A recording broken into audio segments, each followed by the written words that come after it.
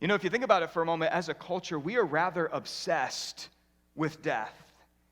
In other words, we're fascinated by it. We're curious about it. For example, you turn on the local news, and usually the first 3 or 4 stories all have to deal with death. Or if you look at our TV shows, particularly the ones that have been on the longest, like CSI and Law & Order SVU, they all deal with this topic of death. Or how about this? You know what a writer's favorite plot device is? It's death. If you think back to some of your favorite books, some of your favorite TV shows, some of your favorite movies, the biggest shocking moments happen when somebody dies.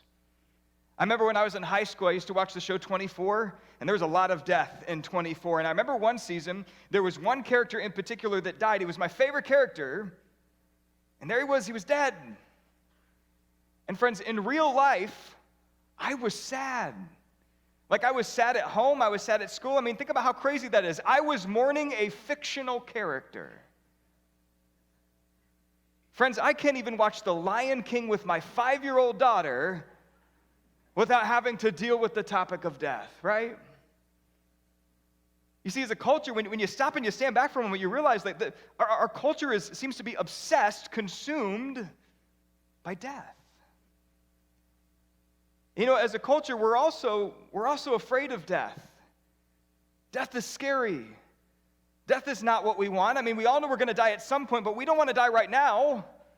We want to die later. For many of us, we want to die much later. Friends, why did all of us stay home at the very beginning of the pandemic? Was it because the Hallmark Channel had an amazing lineup of movies that we just couldn't miss?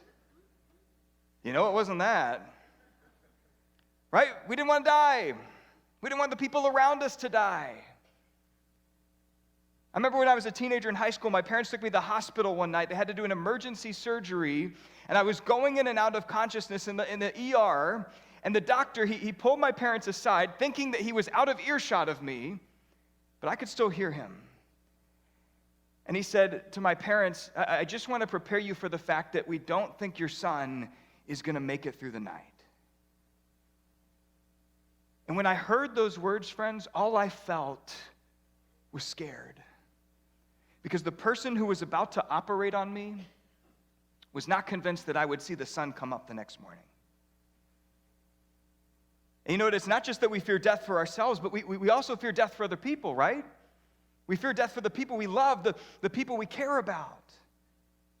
A couple of weeks ago, our 1-year-old daughter woke us up in the middle of the night. She was gasping for air. She was having a hard time breathing.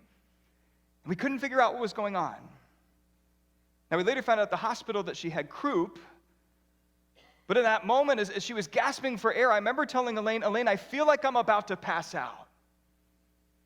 And friends, the reason I felt like I was about to pass out was because I was so scared that something bad was going to happen to our child. You see, as a culture, we are obsessed with death, and we're also kind of afraid of death. And then there's the reality that for many of us, we don't really know how to handle death. In other words, we don't know how to talk about death. We don't know how to deal with death.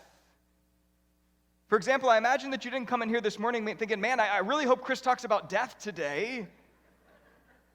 I could not think of a more uplifting subject to talk about than death. Right? For many of us, death is uncomfortable to talk about. You know, a couple hundred years ago, people talked about death a lot. And the reason they talked about it a lot was because they had to deal with it. Death was right in their face.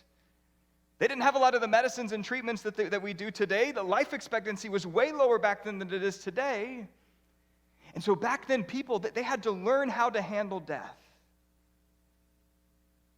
But you and I today, even though our culture is littered and surrounded and consumed by death, a lot of us, we don't have a lot of personal experience with death.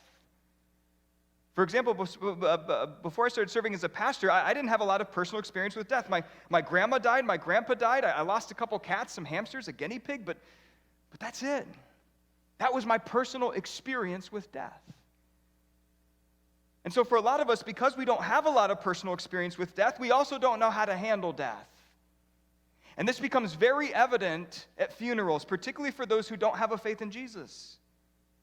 I mean, you know this, it is really hard to make sense of the fact that the person that you love and care deeply for is about to be buried beneath the ground. or that somebody that you saw just last week is now cremated in a jar. I mean, how do you handle that? How do you deal with that? How do you make sense of something like that? I don't know about you, but whenever I don't know how to handle something, I typically just don't think about it or talk about it, because the idea is if I don't think about it and I don't talk about it, then, well, I don't have to handle it. And so here's what we see, that as a culture, we're obsessed with death.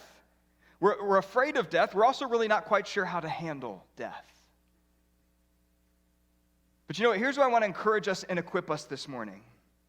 Our Christian faith teaches us how to handle death. And it teaches us how to handle death in such a way that we don't obsess about death, and we also don't fear death. Instead, as followers of Jesus, we are taught to see death for what it truly is.